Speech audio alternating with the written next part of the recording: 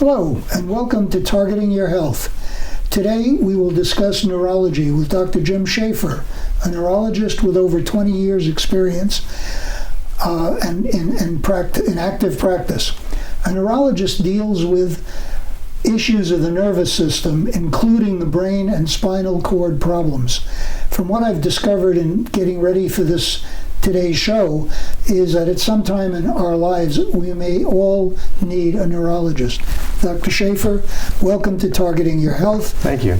The program that brings to the audience information on the types of medical issues that they might have that would require them to seek out a particular kind of physician. Sure. And so, as we get started, before we get started, just tell us about yourself, your training, your practice, and what you're involved in. Well, first off, thank you for having me on the show. It's great to be here. As you said, my name's Jim Shafer. I'm a neurologist, an adult neurologist, and I've been practicing in Vero Beach since 1997. I'm actually from Vero. I came here during the years of high school, so I've been here a long time. I did my undergraduate work at the University of Florida in nutrition. I went down to Miami, to Jackson Memorial Hospital in Miami, Florida, and I did medical school and internship there in medicine. Went back up to the University of Florida in Gainesville, and I did a 3-year residency there in adult neurology. I've been board certified since I finished my training, and I've been in Vero practicing here since 1997. Well, that's great. We need local people who do well. Yeah, it's a great time.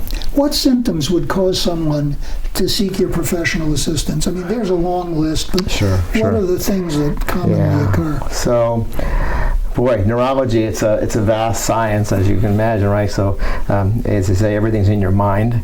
And truthfully, you name it, it could be neurological because, everything we kind of do, everything, outside of all functions of the body, somehow, some way connected to the nervous system. So patients see me for multiple things. Common things that you might see a neurologist for. I see patients for memory disorders, if you will, dementias, and we can talk about that anytime you like. Demyelinating disorders, or something known as multiple sclerosis. These are immune disorders that might affect the nervous system. Demyelinating disorders, it affects the myelin, or the covering of the nerves of the brain or spinal cord. Okay. MS is very common, multiple sclerosis. Epilepsy, which is seizures. I see patients for stroke symptoms, migraine headaches, Parkinson's disease, Alzheimer's disease, disorders of the nerves and muscles. There are muscle and nerve disorders, a multitude of things. So it's clinical neurology. And again, I'm not a surgeon. I'm the clinical practitioner who commonly sees the person for the neurological symptoms, and we decide, is it something we treat medically, or do we need to get to see a neurosurgeon, or to get somewhere else? Okay, that leads right into my next question is, well, with these various issues that you've just outlined, there are tests that you can do to decide what it is and how severe it might be.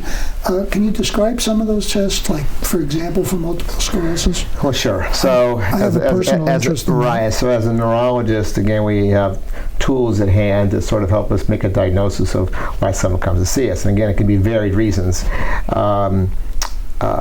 A very important part of neurology still to this day consists of taking a good history, understanding the symptoms of the patient, and doing a physical exam. The neurological exam is extremely important. We can detect a lot in the brain. Before we had imaging, before we had these fancy tests, the old neurologists had a hammer, and we kind of just went around and tested reflexes, and we did certain things, and we decided what's called localized. So in neurology, you're always trying to localize where in the system is the disruption, just like electrician does, because I know very well the anatomy of the brain and how it's laid out. We know very much how that's done. So examination, you say testing, is very important. So the exam and the history give me an idea where to start in the system. So do I do an MRI of the brain? Do I do an MRI of the cervical spinal cord? Do I do an MRI of the thoracic spine, lumbar spine? Do we do an electroencephalogram, which is a brainwave test? Do we do nerve conduction studies, which may stimulate nerves and put needles in muscles? Do we do blood tests? Do we do something called evoked potentials, looking at the optic nerve and our balance centers for balance? So all those tools are things that we use or tests we may do depending upon what the person's symptoms are. I see. Now, I ask, multiple sclerosis is sort of personal. I have a niece and a grandnephew that both have it. Okay. It's, in each case, it's not progressive. Is that correct? I don't know. there are two kinds, and how does Well, yeah, so MS, we could spend hours on multiple sclerosis. We have here, as you may know, the MS Center of Vero Beach is here, and we've been a specialty center since 2002, and we've done over probably 50 clinical trials, both nationally and internationally, as part of a principal investigator to looking at at medications for multiple sclerosis. So we do a lot of MS. We have about 400 to 500 MS patients that we care for in the center. So MS, you mentioned, what is multiple sclerosis? Well, it is an immune disorder, meaning your own body sees something in your body foreign, autoimmune, and in this case MS, it sees the nerves and the carving of the nerves and the nerves themselves within the brain and spinal cord as foreign. Sets up a response. That being said, there are basically 4 types of MS we look at. There's primary progressive, which accounts for about 10% of MS, and that generally is the onset of some neurological symptoms where a patient progresses fully over time with no intermittent symptoms. Relapsing remitting, where patients may have relapse, get worse for a while, and then their symptoms kind of clear. They may get back to normal, they may not, and they kind of relapse and remit their symptoms over years. Secondary progressive, where they become relapsing remitting in the beginning, and then they begin to just progress over time.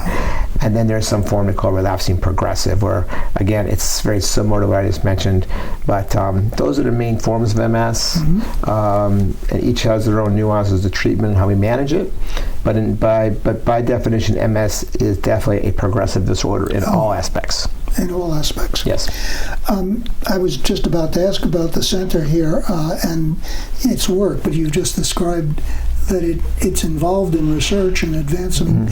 Are medications coming along? Yeah, I mean, MS is one of the fields that has been really growing leaps and bounds in the treatment realm.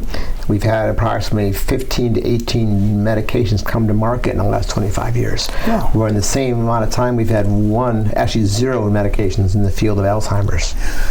That's another we got to talk about that too, another segment. But yeah, so we can go on for days about medication treatments for MS, but we have very good therapies now. Patients now, whereas 20 years ago you had a 20% chance of being functional in 10 or 15 years, it's reversed. You have an 80% chance of being functional in 20 years. That's great. As opposed to just 20 years ago. So we've made a lot of strides, but treatment's very important in MS. Excellent. Okay. Well, the list of conditions that a neurologist will treat is very long and extensive, and we're not going to deal with all of them. I mean, we talked about MS. Next, I'd like to get into dementia and Alzheimer's, since we live in a community that's got a lot of older people. Sure.